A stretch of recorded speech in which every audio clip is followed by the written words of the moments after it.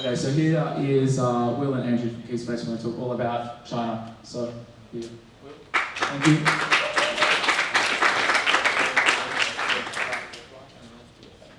Hello everyone.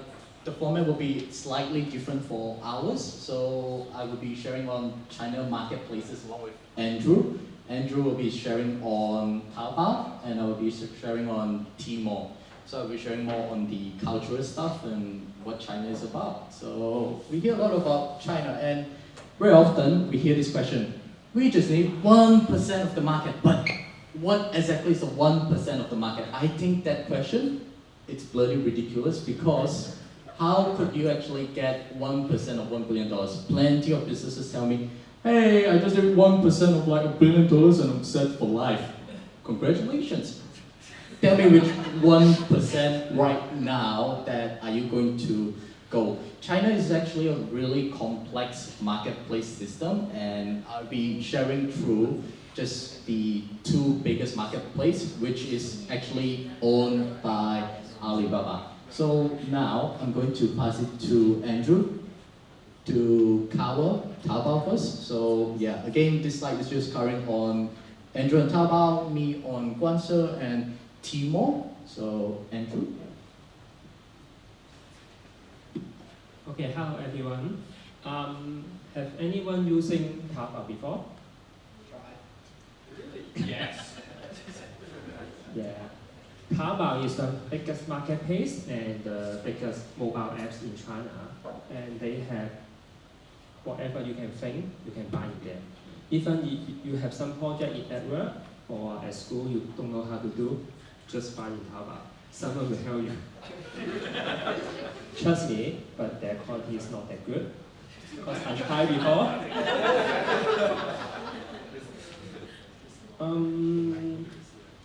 Did anyone know that Amazon, eBay in Australia we normally using? They normally charge a commission in 12%. But what do you think? How much do they charge in TaoBao? 3%. 3%? Any other answer? 10? 20? It's free. No commission they are charging. Whatever you sell, $10, you get $10. But of course you have to pay the shipping, or you can pass the shipping to the customer. Yeah. So anyone know this day? Yeah. Single day.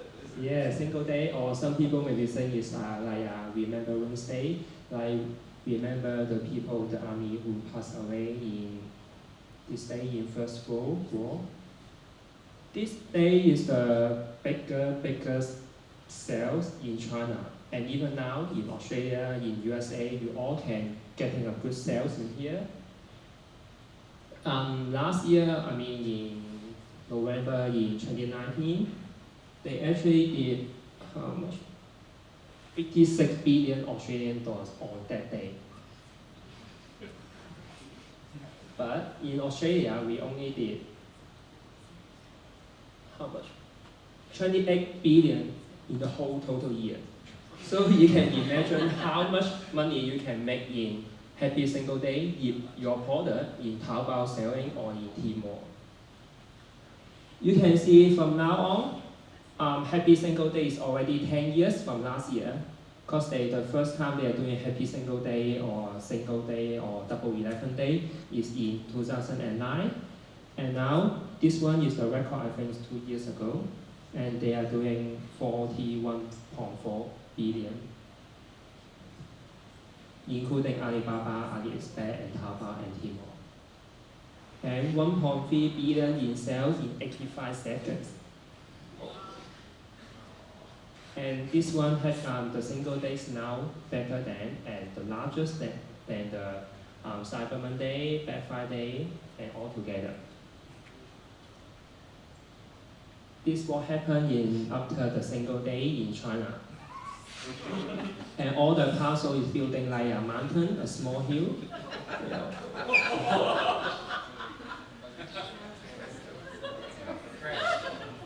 Yeah, some of the photo you find on Google, someone even stepped on the parcel and walking away and walking over there and over there.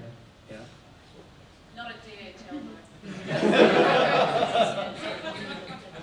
Star Trek.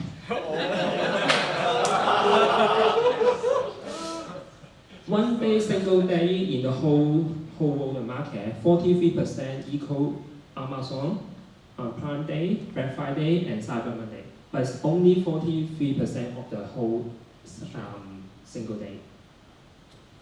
So, anyone want to start in TaoBao to sell to grow money? First thing you need to do, you have to get money for deposits. This money is like the insurance. If something your buyer buys something, or you're not selling the good to them, they will deduct from your insurance fund. Yeah. And another thing, you need to get a bank card in China or Alipay account, and ID photo, and your passport. And of course, the important is the orders. First thing, you can pass the register at the corner, and then fill up the number. This can be Hong Kong, Taiwan's number. And the next, and then you can press that one. We translated it for everyone. Simplified button clicks. Easy. Because TaoBao is mainly focused on the Chinese market, most of them Chinese. Yeah. And that one is open the store for free. And then you upload the passport, all the information on the website. Yeah. And then they will wait 4 days, and then they will approve your application. And next, you can see the certify button at the blue one. And then after that, you can start using your mobile apps or website one to upload the skill and everything in there and then sell. Of course, when you open a store, you have to buy a template, like the website design. You have to design a store to make people to get interest to buy in your store and buy something. And this is the application layout.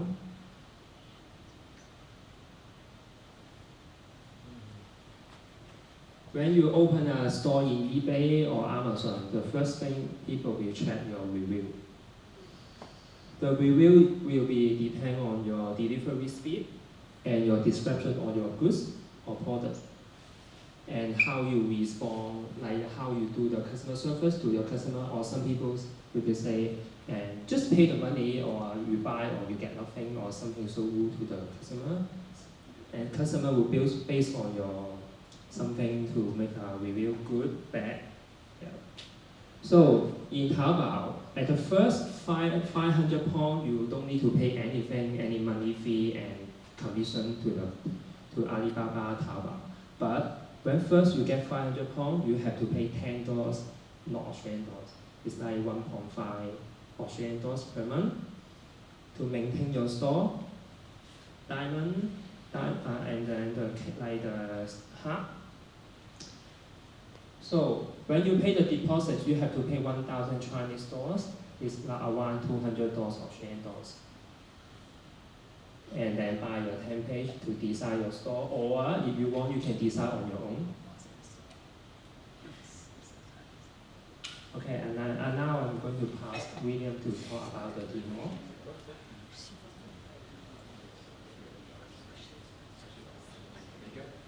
Hey.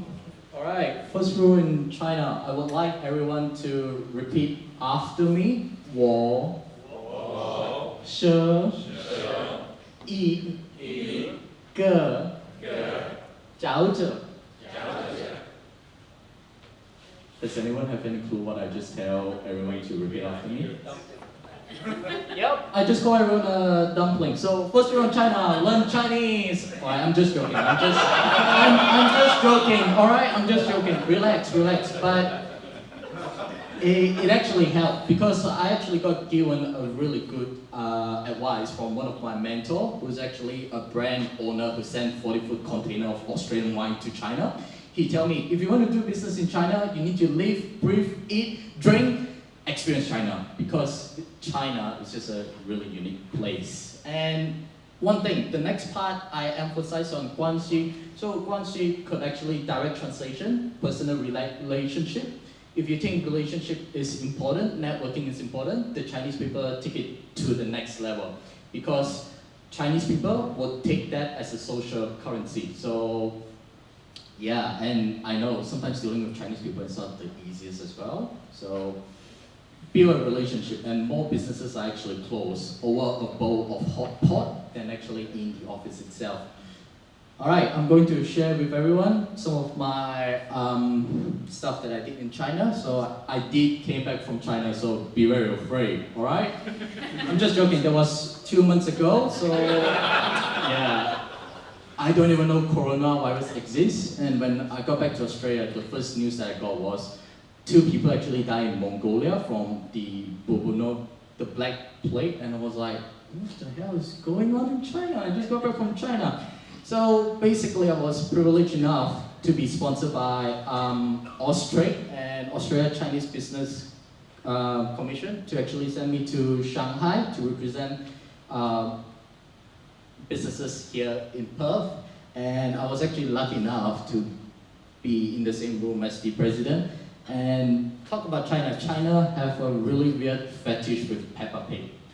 Peppa Pig gone crazy in China. You can find Peppa Pig Gucci bag, LV bag of Peppa Pig.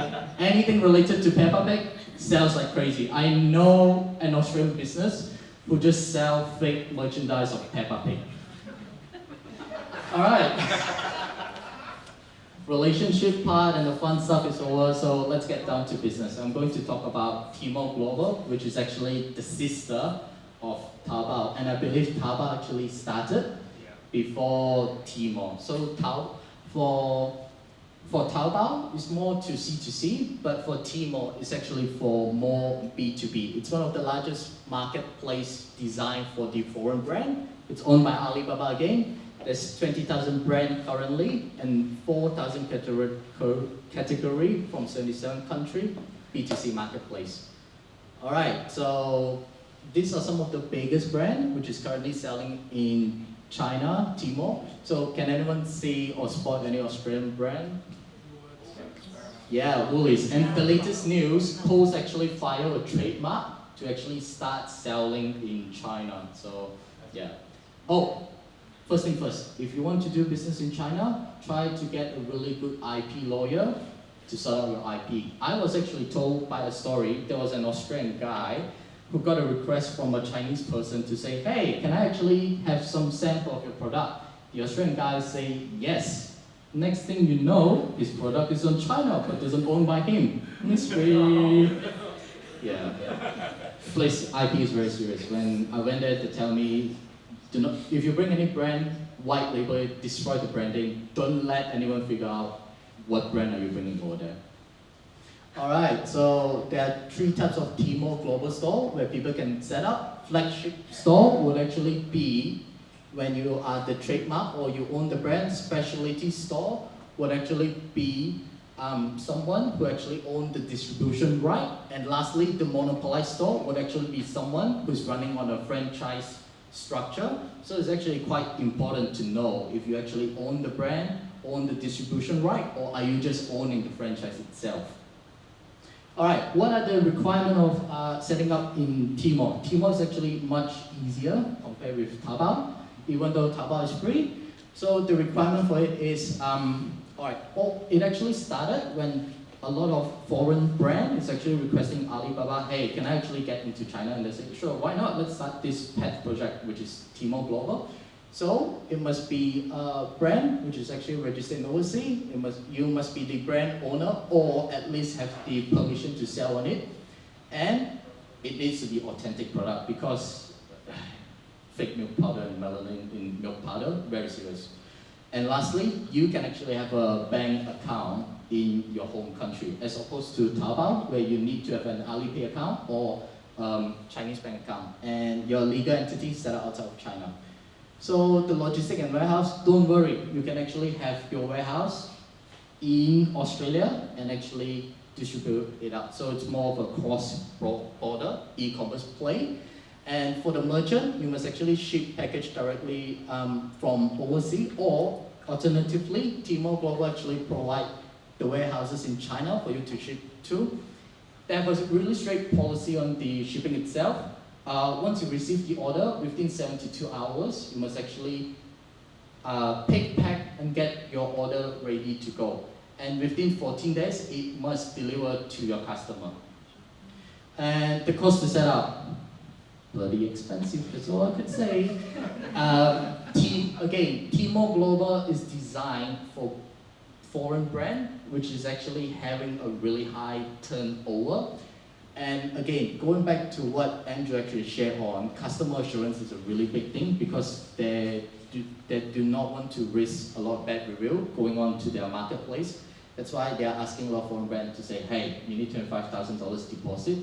In case anything went wrong, we are just going to not bother to return. We are just going to take the money, give it to the customer. That's it, case closed. And annual fee between 5,000 to 10,000 USD. It actually depends on your product. And if you hit KPI, you may be able to redeem half of it or full back. Tmall commission. So compared with TaoBao, they do have a commission structure between 2 to 4% on the sales price. And lastly, Alipay service fee, 1% flat rate for all merchant transaction. So yeah, we did an estimation. It would take at least 75,000 AUD to set up Tmall Global.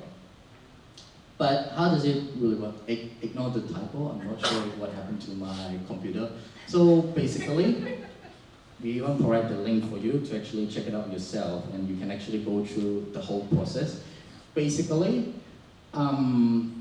this is the end part. If a customer actually make an order, it actually go back to the front part where the buyer actually selects something. You start to bulk shipping it, send it to a 3PL warehouse, either in Australia or a bonded warehouse in China, where when the order actually hit through, the sales gone through, the order, payment, logistic, and it will be delivered to the customer. So it's a pretty straightforward process. That's why a lot of big foreign brands do love it.